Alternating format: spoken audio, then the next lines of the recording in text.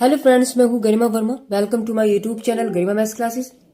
Guys, आज की video में हम लोग बात करने वाले हैं बीएससी एग्रीकल्चर की बुक एलिमेंट्री मैथमेटिक्स के अंदर चैप्टर नंबर 7, जिसका नाम है फलन तथा उनकी सीमाएं, यानी फंक्शंस एंड देयर लिमिट्स। ठीक है, इसकी हम थोड़ा बेसिक समझेंगे और साथ में इसकी एक्सरसाइज के क्वेश्चन नंबर 1, 2, 3, 4, 5, 6 को हम यहाँ पर सोल्व करने वाले हैं। ठीक है, तो गाइज आज की इस वीडियो को स्टार्ट करने से पहले हम आपको बता देते हैं कि हम टेलीग्राम पर भी हैं। आप टेलीग्राम पर हमसे जुड़ सकते हैं। टेलीग्राम का लिंक मैं आपको हमारे डिस्क्रिप्शन बॉक्स में दे रही हूँ। प्लीज वहां से जाकर के आप हमसे जुड़िए। नई बात और है कि जल्दी ही हम 2021 का जो एग्रीकल्चर का मैथ्स का फर्स्ट सेमेस्टर का जो पेपर है उसका सोल्यूशन हम अपनी यूट्यूब पर लाने वाले हैं। तो प्लीज गाइज, जितना हो सकते वीडियो को आप शेयर करिएगा। ठीक है, तो चलिए गाइज स्टार्ट करते हैं आज की इस वीडियो को। देखिए, जैसे चैप्टर का नाम है फलन और उनकी सीमाएं, तो बात आती है फलन की। तो पहला बात हमारा टॉपिक यानी कि जो टॉपिक है वो यही है कि फलन आखिर है क्या, यानी functions, what is the function. देखिए, फलन का मतलब क्या होता है? जब दो संबंध चर राशियों में से एक का मान दूसरी चर राशि में प्रत्येक मान के लिए निश्चित और अकेला होता है। ठीक है, तो पहली राशि को दूसरी राशि का फंक्शन कहते हैं, यानी कि फलन कहते हैं। मतलब समझिए, अभी जैसे y बराबर fx है, तो fx क्या है? ये फलन है। ठीक है, और हम यहाँ x की वैल्यू को रखते रहेंगे। देखो, x क्या है? स्वतंत्र है, यानी कि एक स्वतंत्र वेरिएबल है, यानी कि वो इंडिपेंडेंट है। यानी हम x की वैल्यू यहाँ रखते रहेंगे और y लेकिन निकालेंगे किसकी? वो y का मान आता रहेगा। रखेंगे वैल्यू x की, लेकिन वैल्यू अगर मैंने x बराबर यहाँ 1 रखा तो y का मान कितना हो गया? f1 हो गया। अगर मैं x बराबर 10 रखूं तो y का मान कितना हो गया? f10 हो गया। देखो, चेंज तो मैं x में कर रही हूं, लेकिन अपने आप उसके अकॉर्डिंग y में चेंज हो रहा है। तो x के अकॉर्डिंग y चेंज हो रहा है। इसका मतलब क्या हुआ कि x तो आपके पास स्वतंत्र है, बट y आपके पास x इस x पर डिपेंड है, यानी आश्रित है, यानी परतंत्र है।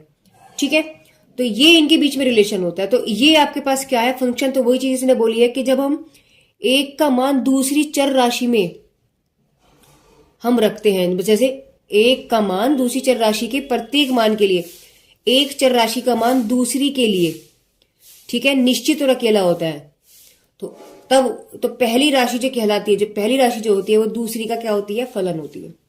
ठीक है, हो सकता है इसकी आपके पास डेफिनेशन भी आ जाए शॉर्ट क्वेश्चन में। आपको पूछा जा सकता है, आपसे 1 नंबर में पूछा जा सकता है कि व्हाट इज द फलन। तो प्लीज आप इसके जो डेफिनेशन उसको अच्छे से पढ़िएगा, उसको याद कर लीजिएगा। ठीक है, लेकिन याद भी तभी होती है गाइस जब आप अच्छे से उसको समझेंगे, वरना वर्ड्स ही समझ ही नहीं आएंगे तो आप याद ही नहीं रख पाओगे उनको। ठीक है, तो चलिए जैसे एग्जाम्पल हम एक और देखते हैं। जैसे y बराबर 4x² + 7 है, तो यहाँ x क्या है आपके पास? x आपके पास चर राशि, देखो दोनों आपके पास क्या है? ये वेरिएबल्स हैं, x और y। ठीक है, तो जैसे जैसे मैं x का मान यहाँ पर रखती चली जाऊंगी, y का मान निकलता चला जाएगा। देखो लिखा भी है कि x के प्रत्येक मान के लिए, यानी x के प्रत्येक मान के लिए y का मान निश्चित और अकेला रहता है। यानी अगर मैं x की वैल्यू यहाँ पर 1 रख दूं, देखो अगर मैं यहाँ x की वैल्यू 1 रख देती हूँ तो क्या बन के आएगा आपके पास? क्वेश्चन आपके पास है y बराबर 4x² + 7। मैंने यहाँ x बराबर 1 रखा, तो y ने क्या मान दिया आपको? 4 × 1 + 7 इसका स्क्वायर, तो यानी कि 4 और 7 कितने हो गए आपके पास? 11। देखो, तो जब x का मान 1 है तो y का मान कितना आया? 11 आया। ठीक है, तो चेंज x के अकॉर्डिंग y में चेंज हो रहा है। जब मैं x की वैल्यू 2 रखूंगी तो y का मान कितना हो जाएगा? 4 × 2 का स्क्वायर प्लस के 7, यानी कि 4 × 4 + के 7, यानी 4 चौक 16, तो यही हो गया, प्लस के 7, यानी कि y = आपके पास आ जाएगा 23।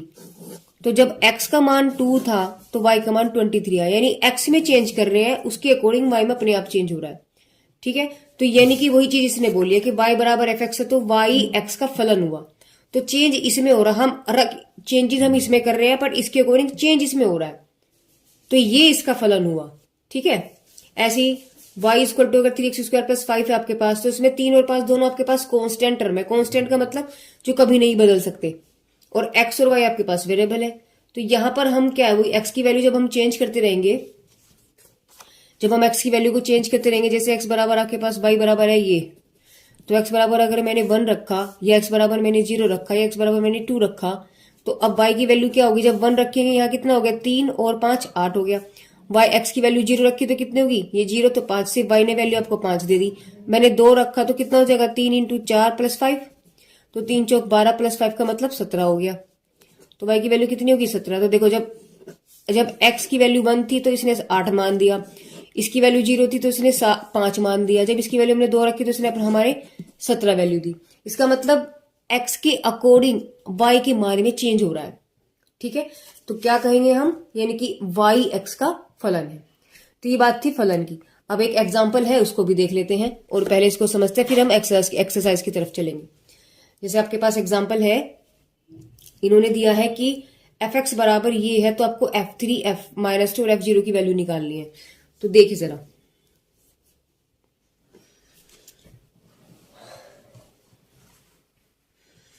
फंक्शन आपके पास ये है, तो हमने पहले क्या निकाला, f3 निकाला।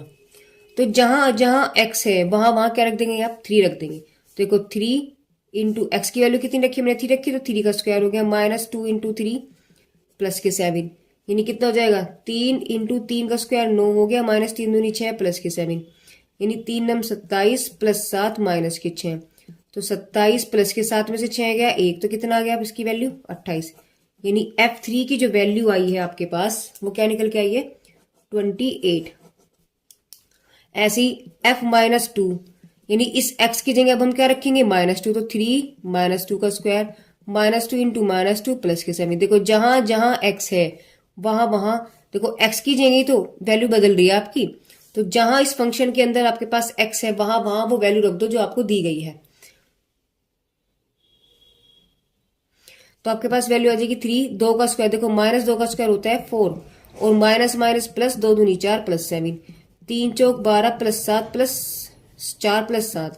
देखो 16 और 4 सॉरी 12 और 4 होते हैं 16, 16 में जोड़े 7, तो कितना आ गया आपके पास 23। तो यानी कि f-2 की वैल्यू आपके पास कितनी आई है 23। ठीक है, एक और लास्ट इसमें मान है कि f0, देखो जहां जहां x है तो 3, x की वैल्यू क्या रखेंगे 0 का स्क्वायर -2, x की वैल्यू कितनी है 0 प्लस के 7, तो आपके पास है ये तो सारा 0 हो गया, ये भी सारा 0 हो गया प्लस के 7, तो f0 ने वैल्यू आपको कितनी दी है 7। ठीक है, ये आपके पास एग्जाम्पल है। ठीक है, तो बिल्कुल सिंपल है, कोई डिफिकल्ट चीजें नहीं है। ठीक है, बस आपको थोड़ा सा कैलकुलेशन पे ध्यान देना है और कुछ नहीं है पूरे चैप्टर के अंदर। तो इसी के बेस पर जो हमारे क्वेश्चंस है इस वीडियो के अंदर हम उन्हीं क्वेश्चंस को करेंगे जो इस बेस पर आधारित है। ठीक है, तो चलिए स्टार्ट करते हैं एक्सरसाइज नंबर 1 को। देखिए फंक्शन आपको क्या दिया है, इन्होंने फंक्शन आपको दिया है एफ एक्स की वैल्यू इन्होंने दी है x² प्लस के 3। पहला मान क्या निकालना है आपको f3 निकालना है, तो x की वैल्यू क्या रखेंगे आप 3, यानी जहां आपके पास x है वहां क्या आ जाएगा 3, 3 का स्क्वायर प्लस 3 कितना हो जाएगा 3 3 9 और प्लस 3, यानी आपके पास हो गया ये 12। ठीक है, यानी हम यहां से देखते हैं तो ये आपके पास वैल्यू किसकी है f3 की वैल्यू, तो f3 कितना आ गया आपके पास 12 निकल के आ गया। ठीक है, अगली वैल्यू इसने क्या दी है आपको 0, f0, तो देखो f0 रखा, यानी इस फंक्शन में जहां x है वहां 0 रख दो, तो 0 का स्क्वायर प्लस 3, यानी कि आपके पास 3। तो डायरेक्टली हम यहां से कह सकते हैं, हम कह सकते हैं कि जो आपके पास f0 है वैल्यू कितनी आ गई आपके पास 3। ठीक है, चलिए अगला पॉइंट आपके पास क्या है f-2, यानी इस फंक्शन के अंदर वैल्यू क्या रखेंगे -2, तो -2 का तो हो गया क्या है स्क्वायर प्लस 3, यानी कितना हो गया 2 दूनी 4 प्लस 3, यानी कितना हो गया आपके पास 7। तो f-2 की वैल्यू कितनी आ गई आपके पास 7 आ गई। लास्ट देखिए f√3, यानी जहां आपके पास x है वहां क्या रखेंगे आप √3 का स्क्वायर रखेंगे प्लस 3, √3 का स्क्वायर हो जाता है 3, 3 प्लस 3, यानी कि आपके पास कितना आ गया 6, और ये आपके पास f√3 ने अपनी वैल्यू दे दी। तो गाइस कितना पूछा था, देखो 3 ये वैल्यू आ गई, 0 ये वैल्यू आ गई, -2 ये वैल्यू आ गई, और √3 ये वैल्यू आ गई। ठीक है, देखिए ऐसे ही बिल्कुल क्वेश्चन नंबर 2 है, इसमें भी देखते हैं क्या है। f(x) की वैल्यू दी है इन्होंने x³ प्लस 5x प्लस 6। ठीक है, पहली वैल्यू क्या निकालनी है आपको f3 निकालनी है, तो f3 जब यानी कि जहां जहां x है उठा करके क्या रख देना है बस 3 रख देना है, तो 3 का क्यूब प्लस 5 इंटू 3 प्लस 6, यानी यहां से 3 का स्क्वायर 27 हो गया, प्लस 5 दिया 15 प्लस के 6। ठीक है, तो ये बराबर आपके पास कितना आ गया 40। इसको जब हमने ऐड किया आपके पास आ गया 40, तो यानी F3 की वैल्यू आपके पास आ गई 48। तो ये आपके पास F3 अपनी वैल्यू निकल गई। अगली वैल्यू क्या दी है इसने F0। तो देखिए 0 की वैल्यू जब हम रखेंगे, इसमें वैल्यू क्या रखेंगे हम 0, तो ये तो 0 हो गया। इसमें जब हम 5 में 0 करेंगे तो 0 हो गया बराबर 6, यानी F0 वैल्यू क्या निकल गई आपके पास 6। अगली वैल्यू आपके पास -1। देखिए जब हमने इसमें वैल्यू क्या रखी -1, तो -1 का तो हो गया क्यूब प्लस 5 इंटू -1 और प्लस के 6, यानी वैल्यू -1 ही रहेगा क्योंकि आपके पास एक विषम पावर है। ठीक है, और ये माइनस ये प्लस माइनस हो गया 5 और प्लस के 6, यानी वैल्यू ये दोनों आपके पास -6 प्लस 6, दैट मीन्स 0। तो F-1 ने वैल्यू आपको क्या दी है 0। ठीक है, नेक्स्ट आपके पास क्या है F-2। तो -2 जब हमने रखा तो देखिए यहां रखेंगे -2, तो -2 का हो गया क्यूब प्लस 5 इंटू -2 और प्लस के 6। देखिए माइनस की पावर अभी हम 3 करेंगे तो माइनस ही बचेगा। और 2 की क्यूब आपके पास कितना होता है 8 होता है। देखिए 2 की क्यूब का 2 इंटू 2 इंटू 2 तो कितना आ जाएगा 8 हो जाएगा। 2 दूनी 4 दूनी 8 प्लस देखो प्लस माइनस माइनस 5 दूनी 10 प्लस के 6, यानी माइनस के 18 प्लस के 6, यानी आपके पास आ जाएगा माइनस के 12। तो F-2 ने वैल्यू आपको कितनी दी है माइनस के 12। ठीक है, चलिए अब चलते हैं क्वेश्चन नंबर 3। क्वेश्चन नंबर 3 में इसने ये बोला है कि ये फंक्शन है, आपके पास फंक्शन क्या दिया है इन्होंने f(x) की value x² minus 3x plus के 2। इन्होंने बोला है कि x के किन किन मानों के लिए f(x) का मान 0 होगा। तो रख के देख लेते, पहले मैंने 1 रखा, जब मैंने 1 रखा तो 1 का स्क्वायर हो गया प्लस 3 इंटू 1 हो गया प्लस 2 हो गया, यानी आपके पास हो जाएगी 2 और 1 3 -3, तो F1 0 आ गया। ठीक है, यानी आपके पास 1 रखने पे वैल्यू 0 आ गई। फिर मैंने क्या रखा, मैंने 2 रख के देखा, तो 2 का हो गया आपके पास स्क्वायर माइनस 3 इंटू 2 प्लस के 2, भैया एक्स की जगह 2 रख देंगे, तो 2 दूनी 4 माइनस 6 प्लस 2, तो यानी कि 4 और 2 6 माइनस 6, यानी फिर से 0 आ गया। F2 ने वैल्यू आपके पास 0 दे दी। ठीक है, आगे निकालते हैं, 3 रख के देखते हैं वैल्यू। तो जब मैंने 3 रखा तो यहां रखेंगे क्या हो जाएगा 3 का स्क्वायर हो जाएगा माइनस 3 इंटू 3 प्लस 2, यानी 3 3 9 माइनस 3 3 9 प्लस 2, तो 9 और 2 हो गया आपके पास 11 माइनस 9, यानी वैल्यू बची आपके पास 2 आई, बट इट इज नॉट 0, क्योंकि हमें तो 0 लाना था, इसने क्या बोला तो 0 के लिए लाना। तो इसका मतलब ये आंसर नहीं होगा, आंसर आपके पास सिर्फ क्या होगा ये और ये। तो हम यहाँ क्या कह सकते हैं कि f(x) बराबर x² माइनस 3x प्लस के 2, x के x बराबर 1 और x बराबर 2 मान के लिए f(x) का मान 0 होगा, 0 होगा। बस क्वेश्चन खत्म। ठीक है, चलिए क्वेश्चन नंबर 4 देखते हैं। 4 में देखो वही बात, इन्होंने क्या बोला है f(x) फंक्शन दे दिया, क्या दिया है इन्होंने 2x² प्लस 3x प्लस के 7, क्या निकालना है F0, F1/2 F-1/2 और F1। तो पहले हमें क्या निकालना है F0, निकालते हैं F0 की वैल्यू। तो जब हमने 0 रखा क्या वैल्यू बचेगी, देखिए जब यहाँ 0 और यहाँ 0 रखेंगे जहां x है, तो 2 इंटू 0 प्लस 3 इंटू 0 प्लस 7, तो डायरेक्टली अगर हम देखें तो F वैल्यू 0 क्या वैल्यू आ गई आपके पास 7, क्योंकि ये 0 ये 0, तो F0 तो आपके पास निकल गया।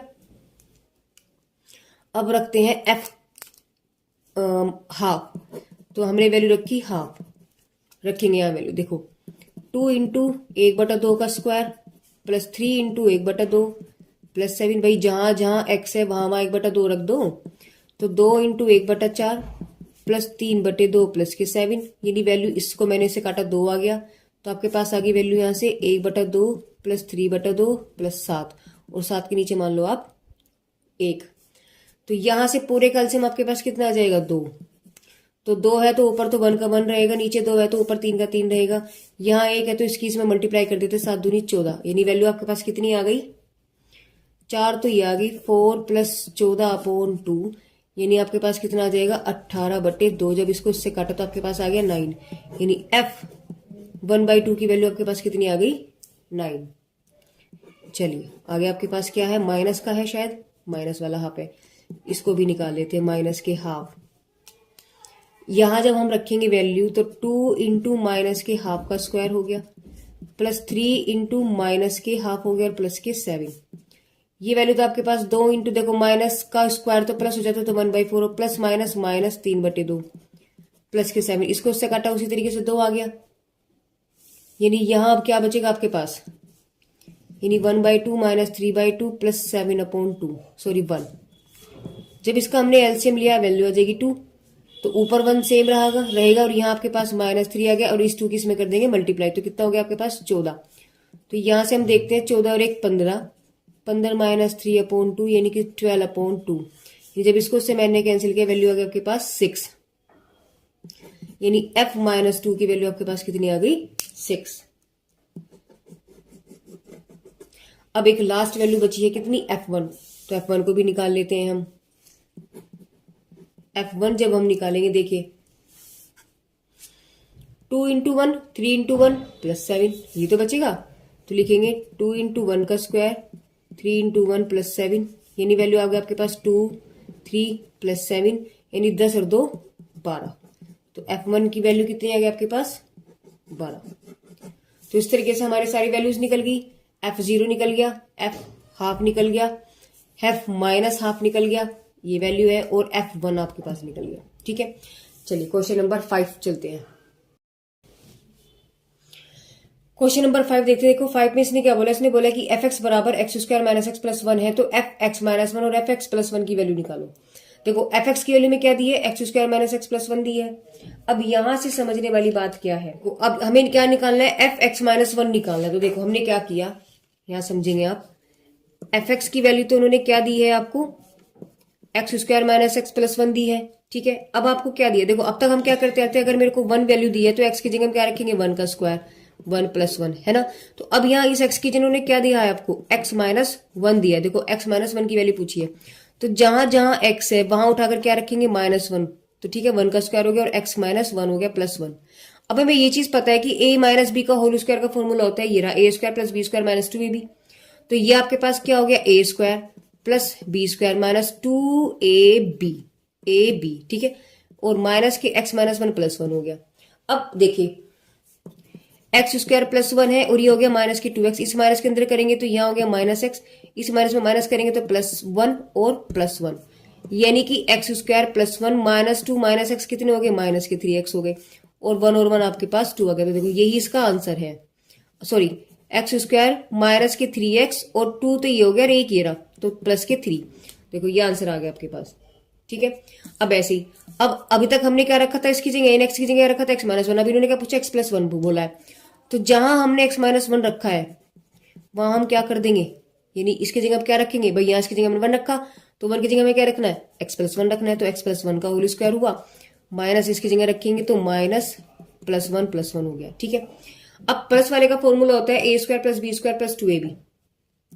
तो ab तो एक्स स्क्वायर प्लस 1 का स्क्वायर प्लस के 2ab हो गया। अब समझिए, माइनस एक्स प्लस 1 प्लस 1, यानी x square plus 1 plus 2x, इस माइनस के अंदर करेंगे माइनस एक्स और इस माइनस के प्लस में करेंगे माइनस 1 प्लस 1, 1 से 1 कैंसिल हो गया। क्या बचा आपके पास? एक्स स्क्वायर, 2x में से x गया तो प्लस के x बचता है, और 1 और 1 सॉरी 1 ही बचा तो बस प्लस 1। ठीक है, तो देखो यही आपके पास आंसर आ गया कि x square plus x plus 1।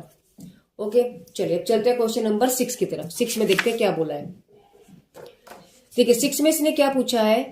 6 में इसने बोला है कि एक समलंब है, ठीक है, उसके समांतर भुजाओं में से एक की लंबाई 10 मीटर है। तो समलंब की शेप कुछ ऐसी होती है, यानी आमने सामने की बजाय उसकी क्या होती है? समांतर होती है, पैरेलल होती है, बट ये दो साइड आपके पास नॉन पैरेलल होती है। तो इसने बोला है कि लंबाई 10 मीटर है, तो मैंने माना इन दो भुजाओं में से, समांतर भुजाएं दो होगी, दो भुजाओं में से एक को 10 मान लिया, तो मैंने इस वाले को 10 मान लिया। अब इसने एक को 10 माना, दूसरी को चर मानना है। चर का मतलब अपनी तरफ से कुछ भी मान लो, एक्स वाई जेड। तो मैंने एक को x मान लिया और ये मुझे एक 10 दे रखी है। अब किसी को भी आप इसको 10 मान लो, इसको x मान लो, कोई फर्क नहीं पड़ता। ठीक है, किसी को भी कुछ भी मान लीजिएगा। अब साथ में इन्होंने बोला कि समलंब की जो ऊंचाई है, ऊंचाई होती है यहां से यहां तक और ये परपेंडिकुलर होता है, ये लिख लो या ये वाली रख लो, दोनों बात एक ही है। ये भी 16 है, ये भी 16 है, ठीक है, क्योंकि दोनों भुजाएं के आपके पास पैरेलल होते तो इनकी दूरी भी समान ही होगी। तो इन्होंने क्या बोला, जो ऊंचाई है वो कितनी है 16, तो हमें 3 चीज मिल गई। एक तो ये वाली लंबाई पता लग गई 10 है, इसको हमने x मान लिया और ऊंचाई में दे दी 16। अब समलंब का क्षेत्रफल की बात इसने पूछी कि क्षेत्रफल को निकालो, क्या बैठेगा फलन के रूप में।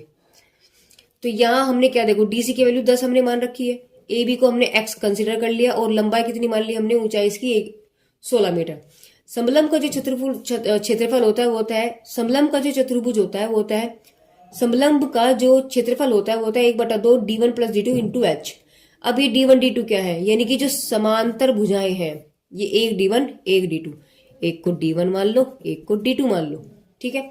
तो समांतर भुजाओं का योग इंटू एच, तो इन दोनों का समांतर भुजाएं कितनी, एक तो 10 है एक x है, दोनों को जोड़ दो तो कितना हो गया x + 10 इंटू ऊंचाई कितनी है आपके पास 16 और 1/2, तो 2 से इसको काटा 8 आ गया, तो वैल्यू आपके पास आ गई 8x + 1।